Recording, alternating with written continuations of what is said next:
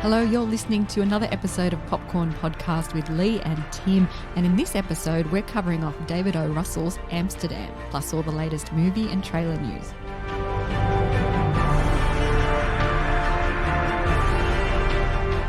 I'm Timmy Fland, movie buff. And I'm Lee Livingstone, entertainment journalist. And we love to talk all things movies. Now, Amsterdam weaves historical fact with fiction to create a comedic thriller about love, loyalty, and reasons to live in the face of amazing, unknown true history, as it follows three tight friends and everyone they encounter on their adventure.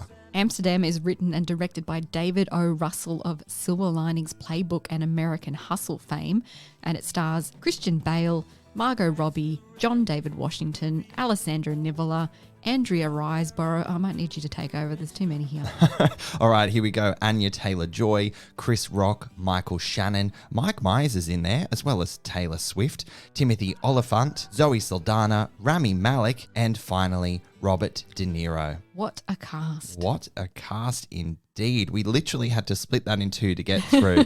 Now, the film opens up, Lee, with the headline, "A lot of this really happened." Now, just a quick cue for you. Did you have any prior knowledge of the political conspiracy that this film ultimately explores? No, and even less so after watching the movie. Okay, we are on the same page. I had no idea. My biggest takeaway was that Amsterdam is a state of being. Right. According to David O. Russell. Do you know what? I was What? going to wait to say this later in the episode to find the right moment, but I'm going to go for it. Okay. I was going to scream if they said the word Amsterdam one more time. They probably said the word Amsterdam, not just in passing like a place where they are, but because it's a state of being. I think the film ends with the three main characters staring at the camera going, Amsterdam, Amsterdam, Amsterdam. Actually, it was only two of them. Oh, that was did it? that. Oh, well, Christian felt Bale like- didn't. It felt like it went on and on and on. I was like, okay, Amsterdam, we get it. Speaking of the three main characters, Christian Bale, Margot Robbie and John David Washington. So this movie is billed about three friends and their unbreakable bond. Yes. To me, it felt more like a couple and a hanger-on. Third wheel. He was Christian Bale. Paul Bastard was the Yeah. third wheel on this relationship Right. between Margot Robbie's character and John David Washington. I don't think that the platonic relationship between the three of them was explored as well as it could have. And to be honest, I don't actually know what they were doing gallivanting around Amsterdam Well, after World War One. I know they were there to live a free life and through the spirit of Margot Robbie's character. But it didn't really make sense. I mean, Christian Bale has a wife and children at home, and he never went home after Does he have the children? war. No, I I think don't he mentions he had kids. no, I think he wanted kids, but his wife was a bit of a...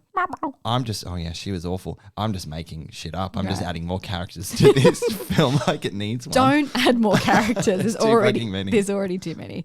Amsterdam, yeah, it's a place where they could be free from responsibility and oppression to live a beautiful art-filled life and just enjoy all the joys in life. I quite enjoyed that aspect of the film, and it's a shame they didn't lean into that a bit more. Yeah, that bohemian lifestyle. Yes. But it never went anywhere. Yeah.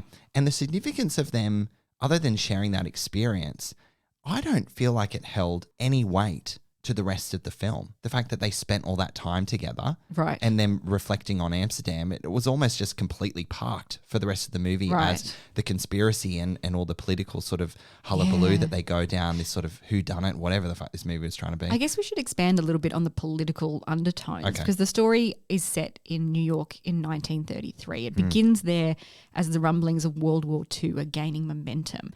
And I guess what's running under that is the rise of Hitler Yes. and his supporters that are starting to gather all over the world. Then it jumps back to 1918 during World War I, and that's where we develop this friendship between the three of them. That's when you meet the main players in this story, Yeah. how they got to know each other, the traumatizing experiences that they had in the World War I trenches, and then how they meet Margot Robbie's character, who's a nurse that cares for them and pulls the shrapnel out of their bodies to create bespoke artwork, Yes. which is a really interesting character quirk if I've ever heard one before. Yeah. I mean, it was kind of cool though. I thought it was pretty damn cool. Yeah. I wasn't expecting it at all, though. The film is packed with just such a high caliber of actors, but it's trying to do too much. Gosh. You know, the underlying political plot is hard to follow. And it doesn't really become apparent until the end. And then it's not really explained It's either. not really explained. I have a note in my notepad that I wrote down while watching the film, and it is in capital letters, and it reads, "I am so lost." I had to write that down because I was lost, Yeah. and I had no idea what was going on in this movie, and that is a problem. Yeah. And I'm hoping that either in this episode or offline, you can kind of fill in some gaps for me. I don't think I can, to be honest. Uh-oh. You know, there's some really nice sentiments in here about love, friendship, and loyalty with these three friends at the heart of it, which I really wanted to explore more. But it's just lost under too many characters and convoluted subplots involving fascism, racism, anti-Semitism. You know, David O. Russell's films say a lot. They do. Generally, it's a lot about mental health. He's Yeah. a big mental health advocate. Here, I guess that kind of plays into it a little bit with the war veterans and Christian Bale's character trying to help them as a doctor when he gets back from the war. Yes. Yeah, but it's weighed down by so much dialogue and uneven pacing. Yeah, the pacing was horrendous. The scenes went on for so long. Yeah. Just a lot of arbitrary dialogue between characters Yeah. that I actually tuned in and out constantly of Right. these elongated scenes that struggled to find its purpose. I think sometimes when that happens, when there's so much exposition in a film, it can come across like the filmmaker's treating the audience like an idiot. Yes. And David O. you- Russell's trying to be too smart, too cutesy here. For us, yeah. For us. Yeah. The dialogue is just quite stilted and full of heavy exposition. And I wondered if it was trying to acclimatise to the period, like he's trying to write for that period. I wondered if he'd done a period film before. I guess he kind of has with American Hustle. That's a 70s That's a 70s set. set film. But, Yeah. but I don't think he's done anything in this particular early century period, No. wartime era. Yeah, 1918 and then 1933 like you mentioned before. I'll give you an example of one line of dialogue. Okay. John David Washington's character says, "Let's move the founder of our regiment." So there's a man who's died, and this is where the mystery all kicks off. Yes. And instead of just saying, "Let's move him," like they all know who he is. We've been introduced to who this person is. Yeah. And he says, "Let's move the founder of our regiment," in case we'd forgotten Who who he this was. person was That they mentioned it 500 times. that we'd just been introduced to. And, Yes. you know, so things like that just kind of hit you over the head and go, yeah, Yeah, okay. it's like now I'm going to walk left foot, right foot, left foot, right foot. That's so true. That stuff happened all the time in the script. Yeah, it's weighed down by really heavy exposition. And the score is also working extra hard to keep the tone and pace during all this long-winded exposition. Yeah. You know, 1 minute it's bogged down by desperate chunks of exposition. It does come across as quite desperate. Like What comes across as the desperate? dialogue, like, Yes. here's my point, here's my Yeah. point, listen to my point, this is what's happening. Yeah. You know, and But they're all competing against each other. Within the scene. It's wild. And then it leaps into a bit of action before the climax becomes decidedly anticlimactic. Yeah. But do you think they were going for a sinister tone at the end? Because it really drags out at the end. To be perfectly honest with you, I was so checked out by then. I actually don't really know. The tone of the film really had me scratching my head as well, Lee, because in one breath it was trying to be a comedy, then the next a mystery, a love story about friends and third wheels, also throw in some drama. The rhythm of the scenes were just so awkward that it could never find its feet in what it was trying to say and how it was trying to say it. Do you know, I didn't mind the comedic elements so much, and I quite liked what the actors were doing with it. I just don't think it nailed it. It didn't work. In the script. It didn't nail it. Just nothing gelled together in this movie. And it's too long. It is really too long. 2 hours 15. Yeah, they could have shaved a lot of time in a tighter edit, not just by slashing scenes and dialogue, but there's long pauses between the line delivery too. How awkward between, is that? Between scenes, and you're kind of like, is this done? now? Yeah. Can we move on? Just a little tighter edit there, please. Just like bridge that gap. Just to build on that, things just happen. Right. People just come and go constantly. And a result of that, I found the immense star power of this ensemble cast so distracting. Yeah. Because it's like, here's Zoe Saldana, then here's De Niro, then here's Rami Malek, then Anya Taylor-Joy. Don't forget about Margot and David, John David. Here's Alexandra Nivola. Yeah, it was... Oh, and Mike Myers, who, to be honest, Michael I loved. Shannon. Michael Shannon. It was like, whoa. I was dizzy instead of giddy about this movie because it was just all over the shop. It's like, The movie's full of them. Let's stuff a few more in. But they kept returning. They kept coming back. No one really seemed to have a place in this movie. They just kept showing up constantly. I think that's a good way of putting it, that nobody really seemed to have a proper place. Yeah. I think they could have shaved a few characters off and really focused on these three central characters. I completely agree, because And within still- that was a great story. And still have the political subplots, if that's what you want, and just flesh it out with those three a little more. But David O. Russell wanted his cake and eat it too here, it seems. This is where you can have a problem when it comes to the auteurs, writers Yeah. and directors that have too much control and they don't have the checks and balances in place. Although I do understand that Christian Bale was heavily involved in the development of this story over a Yeah. number of years. He was a producer on the film too. Yeah. My understanding is that as well. They started working on the film 5 years ago. So it's been in development for a long time. I mean, this is David O. Russell's first film in 7 years since Joy. And I'd read that they kept bringing pieces and rearranging things, and that's what it comes across like on Yes. screen. It's like a puzzle that doesn't quite fit together. Because too many cooks in the kitchen. Even Christian Bale, I read, was involved in the edit of the movie. So not only in the script development and working with David O. Russell in that point of the production process, and then obviously on set doing their thing there, but also in the friggin' edit suite. I was going to say there wasn't enough cooks in the kitchen because he had too much control over this. Oh, he also brought in Rami Malek into the edit suite. He leaned heavily on Margot Robbie, Right, who's an okay. accomplished producer. So interesting you say that, but I actually am on the other side of the fence. I think he was trying to collaborate too openly with too many people. Right, And it okay. resulted in a really mishmash product at the end of the Yeah, day. a bit messy. You might be Bit right messy. about that. Let's talk about David O. Russell for a second as a director. He's a 5-time Oscar nominee. He has a reputation for critically acclaimed films, but also really deplorable behaviour on and off set. And I don't Yes. think we can talk about this film without touching on some of this stuff very lightly. Yes, it's important. George Clooney, Lily Tomlin and Amy Adams have all publicly admitted being on the receiving end of his aggression on set.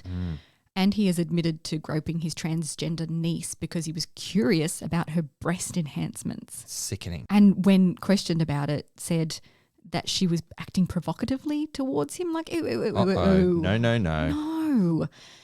You know, I find it hypocritical that someone can be such a huge advocate of mental health, and a lot of his films really explore this, as I've said, yet behave in such a detrimental way to the mental health of others. Yes. And then again, it's this whole sentiment in Hollywood where actors constantly go back to work with these creatives despite the things that are known about them within their place, like their behavior and the awful things that they've done to people. Yeah, see, it's a really tough topic, isn't it? Does Hollywood turn a blind eye to these people? And should people be allowed to continue working? There's a lot of leeway, it has to be said, given to white men in particular in the name of making great art. Because he is an Oscar nominee and his films are critically acclaimed, does he get away with a lot more? But there are levels, you know, it's not black and white, and cancel culture is problematic in itself. Don't get me wrong, I'm not excusing this behaviour in any way, shape or form. I'm just saying that humans are flawed and we need to be able to evolve and correct mistakes.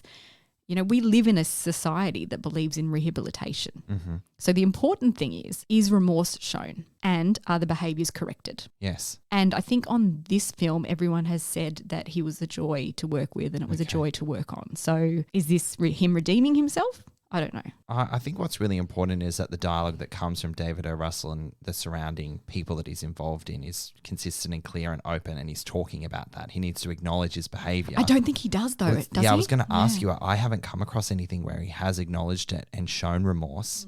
But here he is making another big budget Hollywood epic with huge names within the industry still.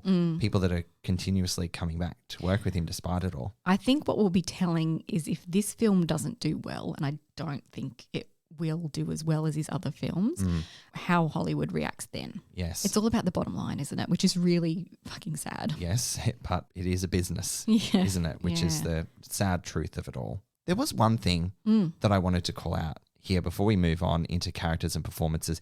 Did you clock that Drake is an executive producer on this film? No, I didn't. How Yeah. random. I don't know what that means. But then again, Taylor Swift is in it. Okay. I'm actually looking forward to talking about Taylor Swift just in a hot minute. Okay. But do we want to talk about our 3 leading stars? Yes. Do we want to start with Christian Bale? Sure. He gives 110% to everything he does, and he disappears once again into this unkempt war veteran doctor who's trying to live an honourable life. I really enjoyed the character and I really enjoyed his performance. He is a very well-known method actor. And I want to read out a quote from Zoe Saldana, who is in the film. So she said of his transformation in Amsterdam that it was truly remarkable, and I quote, "You never really meet Christian," she says.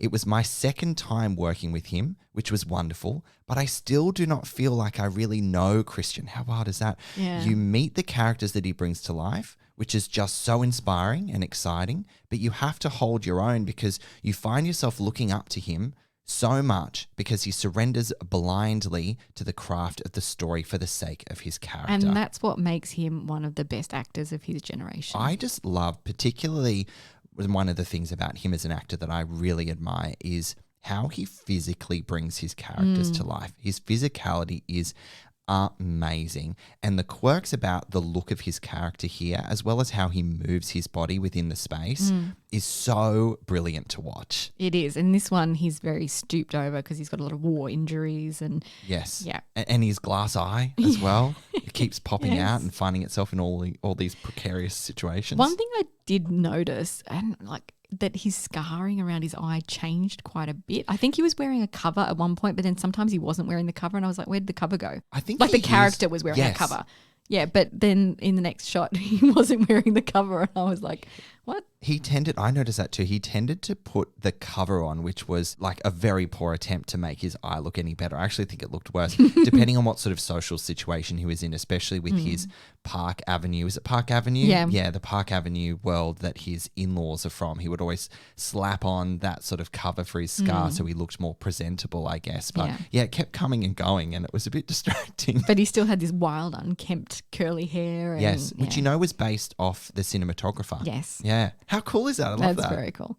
Margot Robbie. Isn't she great? Love Margot Robbie. She's wonderful. And as always, she's giving a fantastic performance as this bohemian style artist and adventurer whose joy for life is sucked out of her by her family. Yes, she just wants to break free. And I wonder whether Rami Malek sang that song on the set as he has played Yeah. Queen frontman Freddie Mercury. That was a tenuous link there. Yeah. Bale's character describes her as she was brilliant and nuts, but our kind of nuts. And I quite like that as a Yeah. wrap up of her character. That's cool.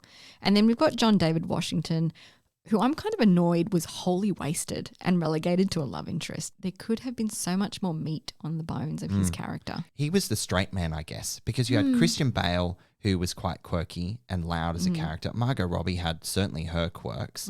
So John David Washington just had to chill. But yeah, but this is where it's uneven too, Yeah. because at one time it's a three-hander with the three of them together and the equal billing, and then the other time it's kind of like 2 and 1 and 2 and 1, and it doesn't quite work. And I don't understand why they had to become a couple. Yes, I agree. I think the platonic friendship was so much more interesting. Yeah, I completely agree. That is a good take out here. Okay, Taylor Swift. Mm-hmm. Bless her heart. Oh, really?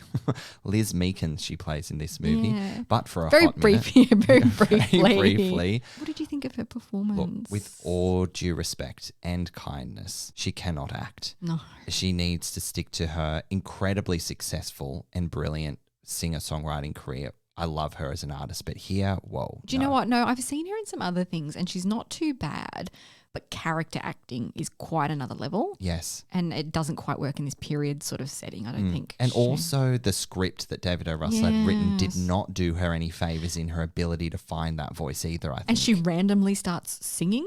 Oh, yeah, I mean, she's Taylor Swift. Yeah, so no, but I know, it makes no fucking sense. that's obvious. It made no sense, but it was obviously forced into the script because it's Taylor Swift. Yes. I don't think that needed to be a name actor at all. Well, I mean, she's not a name actor. She's a name person. Okay. And she's certainly not going to be an actor for much longer after this. Oh, Honestly. Tay-Tay. Tay-Tay. Oh. It hurts you to say that, doesn't it? I love her. Yeah. I do. But, she ain't going to accept any Oscars anytime soon. It was the wrong casting choice. It was. Poor thing. Yeah. Zoe Saldana is fantastic as well. Here she's a lonely autopsy nurse.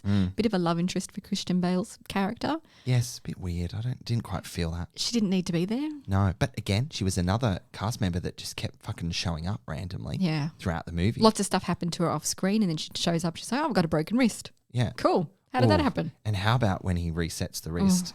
And then they have a smooch. I can still hear the crack. Yeah. And then they have a smooch. Yeah. People keep just popping in and out and it's like, too many. There's wonderful two-handers going on between these actors. Yeah, because they're fantastic. But it's just like, why are they there? Why are we having this conversation? And why did she break her wrist? And then Alessandro Nivola is a hapless, racist sidekick detective. He was the most bizarre character in this film. He was really strange. That was where the tone just didn't work. The comedy, he was a fucking idiot, this character. Yeah. He was so dumb and I was so annoyed by him. But not dumb enough for it to be really funny. No, exactly. Why? He's a great accomplished actor. Even he couldn't make that work. No. Can you remind me as well, where was Timothy Olyphant? Because I am a sucker for Timothy Olyphant. I love him. And I do not remember at all where he is. He was right at the beginning. He accuses them of that murder that happens at the beginning of the film. No. Yes, that's him. That was him. What? It was them and they run away. Just before we go back to flashing back to 1918. That's him. And he does show up again, I believe, but to be honest, I was so checked out. That's barely even a cameo, man. Yeah, that's all he was. They're putting in these huge actors Yeah. for like the tiniest of little cameos. He is a great actor, I agree. No, he's just awesome. Speaking of great actors, Robert De Niro. Yeah, we can't go past Bobby D. Bobby D? Bobby D. You best mates, are we? Yeah. So he shows up towards the end of the film. He's worked with David O. Russell quite a bit. Few so times. that's why I guess he's On there. Joy, Silver Linings Playbook, yeah. I think he was a great casting choice for this role. Again, they could have weaved him in a lot sooner. Yes. And made it clearer who Because he he was very important to the story. Yeah, and I didn't really fully understand his significance. Well, until the end credit scene when they play a scene side by side. So he's And it's based like, on okay. he's based on a real character, but he's Yes. a fictionalized version of this real character. Which is what this film does as well. It balances fact and fiction, but it leaves you no more wiser at the end of the day as to what the hell happened in the 30s around this series of events. Right, yeah. Let's talk about the style and the costumes and the sets because that's something this film really nailed. Absolutely. Albert Wolski's costume design is wonderful but also understated. Yeah. You know, the aim is obviously not to distract from the incredible cast and their performances.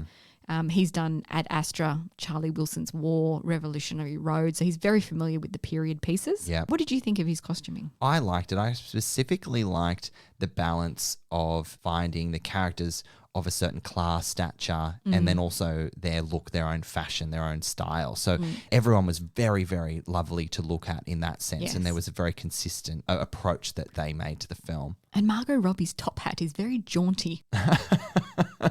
I got, you know, when they're approaching the house, I got Clockwork Orange vibes because of that top hat. I was going to say she was a bit like Ethan Hawke's child snatcher in The Black Phone. Holy shit. She was giving off grabber vibes. I was vibing the energy in that scene, but yes, that is so true. Oh my God. Oh God, it all looks really fantastic, but it's just a bit wasted. Can I specifically talk about the production designer, Judy Becker? Because this film is stunning to look at. Wow. You said the visual stamp on this movie has really been nailed. But Becker worked closely with art director Danielle Osborne to create and procure all of the artwork Valerie makes from shrapnel removed from the soldiers, working with the London-based visual and sculpture artist Linda Sterling, who created most of the pieces. But did you know that Margot Robbie did create a few of her own? Did she? Yeah. I wonder which ones, though. The teapot? Oh, that teapot was probably one of my The favorites. veil with a bit of shrapnel in it? That was fucked. I don't know. I just found it really dark. Yeah. Really dark. Yes. Would not wear that walking down the aisle. Lots of mosaics and x-rays and it was quite somber, wasn't it? Her artwork. She was a peculiarly dark character, but quite optimistic at the same time. Yeah, so macabre, yes. but also jaunty. Yeah. I like this word jaunty. I'm going to use it a couple more times in this I love episode. it too. Should we wrap up our review of Amsterdam? Yeah, let's give it a go. So David O. Russell returned to direct his first feature in 7 years with Amsterdam, but I think he needed a longer break. Despite strong performances and a wonderful visual tapestry, Amsterdam is a mess. Its tone is confused, its story lacks tension and cohesion, and its runtime had me checking my watch. It lost me very early on in the piece and it couldn't pull me back in. Bale's character exclaims early in the film of his current predicament, "What fresh hell is this?" And my sentiment about this film isn't too far off from that, I'm afraid. I'm going to rate Amsterdam 2 popcorn kernels. Oh, there's a simple story at the heart of Amsterdam about liberation and love, but this buddy-style comedy is dragged down by unnecessary supporting characters and convoluted, meandering narrative detours that never come together well enough to create an exciting mystery. I was also checking my watch. I'm going to give it 2 popcorn kernels purely for the cast and the fact that there was a nice story in there somewhere. There was somewhere. I might be being generous though. I think I am too. Well, Amsterdam is in Australian cinemas from October 6 if you want to check it out. All right, Tim, on to the news. The first teaser trailer for The Sun was recently released, and your podcast hosts here could not be more excited about this one. It's the anticipated follow-up for Oscar-winning writer, director and playwright Florian Zeller, whose directorial debut, The Father, also won Anthony Hopkins his second Oscar, and rightfully so. Rightfully so. We love this filmmaker. We loved The Father. Well, The Sun is based on Zeller's play Les Fils and stars Hugh Jackman, Vanessa Kirby, Anthony Hopkins and Laura Dern. And the story follows a man whose busy life with his new partner and baby is thrown into chaos when his ex-wife turns up with their teenage son. What did we think of the trailer? I am really invested in this story. I think it's going to be really exciting. Really tense, really character-driven, just... Oh, brilliant performances. Now, you've called this. You've been saying this quite vocally. You reckon this could be Hugh Jackman's Oscar? Could be. Yeah. Oh, we're manifesting that, friends. So make sure you check out Popcorn Podcast interview with Florian Zeller over on YouTube. We had the most wonderful and inspirational chat with the director right before his Oscar win. It was so awesome to chat to him. One of your favourite interviews you've ever done. It is absolutely one of my favourite interviews ever. Love it. Robert Eggers' Nosferatu is building an incredible ensemble cast with news that Nicholas Hoult and Lily Rose Depp are circling the project. Bill Skarsgård has also been cast as the titular vampire character. Although we don't know who Hoult will be playing, we do know that Eggers' Nosferatu will be a new reimagining of the classic Gothic tale of obsession between a haunted young woman in 19th century Germany and the ancient Transylvanian vampire who stalks her. Vampire. Can't wait to see this one. That is not how a vampire sounds when they're sucking your blood, I'm sure. We got another deeply emotional trailer for Black Panther Wakanda Forever this week. These trailers are killing me, I tell you. I can't watch them anymore. A box of tissues every time. Gosh. We're edging closer and closer to the closing chapter of the MCU's Phase 4 with this one, and it's releasing in Australian cinemas from November 10. Okay, so let's break this down a bit. So the trailer gave glimpses of the tribute to fallen King T'Challa, which has been written into the story due to the sad death of actor Chadwick Boseman from cancer about 2 years ago. We got some action shots of Ironheart and an incredible head-to-toe reveal of the new Black Panther suit. But Lee, who is the new Black Panther? Because Mum is still the word on this one. Well, I don't think so. I think everyone knows who it is. I mean... Okay, it's you're probably Shuri. right. It's Shuri. Okay. And I think this trailer revealed the markings on the suit, which are very similar to the tribal markings of Shuri. I love that as an additional accent here. Brilliant. Gosh, I can't wait for But this. there's also, I don't know if it was this trailer or the last trailer, there's a glimpse of a different suit. Is there more than one Black Panther? Or does Shuri redesign her suit at some point? I would not be surprised if either of those were true. Superheroes always redesign their suits. That's fine. There could be one at the beginning of the film, one in the final. Maybe it's Killmonger. Oh my gosh. See, look. This Oh, no, is wait, what did the he MCU die? does well. Did he die? Oh, Spoiler I can't alert. remember. Who played him? Michael B. Jordan. No, he's still alive. Okay, well, there you go. Yeah, so maybe he makes a triumphant return. Maybe. Who knows? Only time will tell. When is it? November 10, not far off. So more trailer news this week with arguably one of the most anticipated of the year. I don't know why I've started laughing already. And I joined you. I know. The animated Super Mario Brothers movie delivered its first look at the film based on Nintendo's popular video game. And it showcases the characters and the voice work for these iconic characters. Now, I watched this with my husband, Josh, and I said, the visuals in this trailer. I love it. Oh, my God. It looks amazing. I could not believe how beautiful this animation looks. We're in for a treat there. Yeah. But, Lee, what do we think of the voice cast so far? I think most of it's nailed. Like most of it's really good. Yeah. We know where we're going with this, don't Yes, let's do So it. we heard from Jack Black as Bowser. Brilliant. Perfection. Amazing. Keegan-Michael Key as Toad. Amazing. Love it. And finally, Chris Pratt as Mario. Are you convinced by his accent? look. There's been a lot of noise about this online this week, and I think it's just Chris Pratt doing Chris Pratt. Yes. And like, why? What the fuck, man? This character is so iconic. It needs the accent. Do you think they're worried about being insensitive? In which case...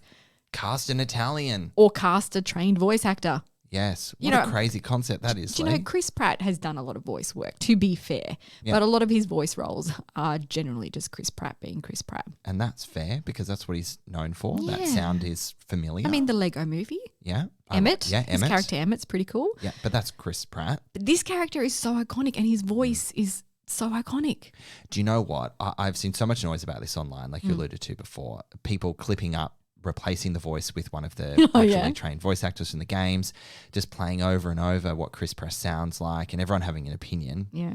I wonder if this is going to develop into a Sonic the Hedgehog situation. You think they're going to change it? They're going to change it all. Ooh. Because you know what? Mike Myers, did you know this? He is obviously cast as Shrek and he recorded the entire film with his native Canadian accent. And then they spent millions of dollars re-recording all his audio to replace it to what we now know Shrek as a Scottish ogre. Right. So I wonder whether there's precedent here. That wasn't backlash to how he sounded. Here we're hearing what he sounds like. Yeah. Chris Pratt. Do you think they've started releasing these trailers so early to gauge public interest? Are we like a quality control group for free? Is this what's happening in Hollywood now? Where are my free samples? We're a focus group. Get it out. You know what? That's a great insight. I think you're onto something there. Look, I don't think he sounds great at all. Do you think maybe it's a case of Jumanji as well? What's that? So you know when the clips of Jumanji were released and everyone was like, oh, Karen Gillan's wearing absolutely nothing and sexist and blah, blah, blah. And they're like, there's a reason for it. Hang in there. And it worked. And do you think maybe his accent will change somewhere in the film? Like just hang in there. Maybe they're pulling the wool over our eyes and he's actually going to do the accent. How much did Chris Pratt pay you to say this? Whose side are you on? Yeah, I'm being a little bit too optimistic today. Yeah. No, I admire the optimism because this needs to be done right. Yeah, it does. Gosh. All right.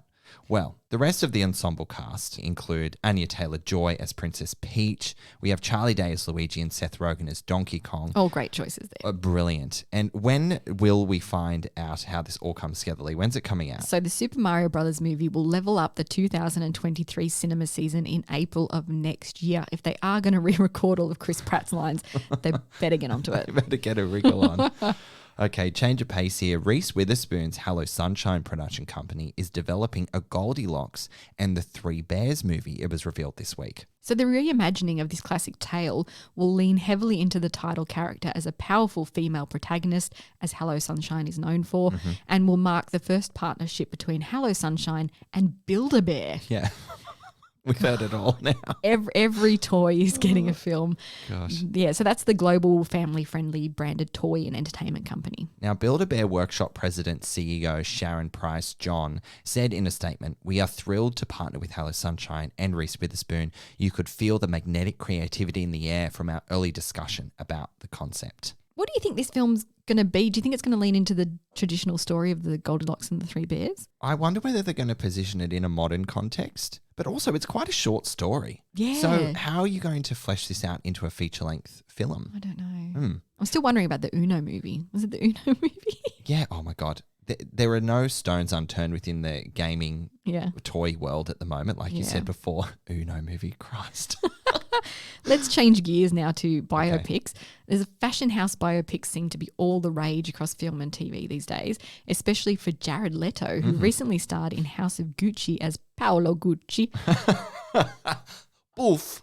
alongside Lady Gaga, Al Pacino, Jeremy Irons and Adam Driver. This time around, Leto is going to play Karl Lagerfeld in a new biopic about the famous designer and Chanel's creative director. Details on the project are unknown, but it will dive into the key relationships in the late designer's life. And Leto has said in a recent interview that, and I quote, "There are a multitude of relationships to explore. Karl had a career that spanned 50 plus years, so both personally and professionally, he was close to a number of people. I can say we are going to hone in on key relationships that convey different parts of his life." I think this is a great piece of casting. I think there was a phase some years ago that Jared Leto went through where he actually looked like Karl Lagerfeld. Right. His ponytail look. Yeah, and like really bleached blonde white hair. Oh, yeah, 30 Seconds to Mars sort of look was at one point. Yeah, his band. Yeah, maybe. I love this piece of casting I do too. But the thing is, this might be going into it too much.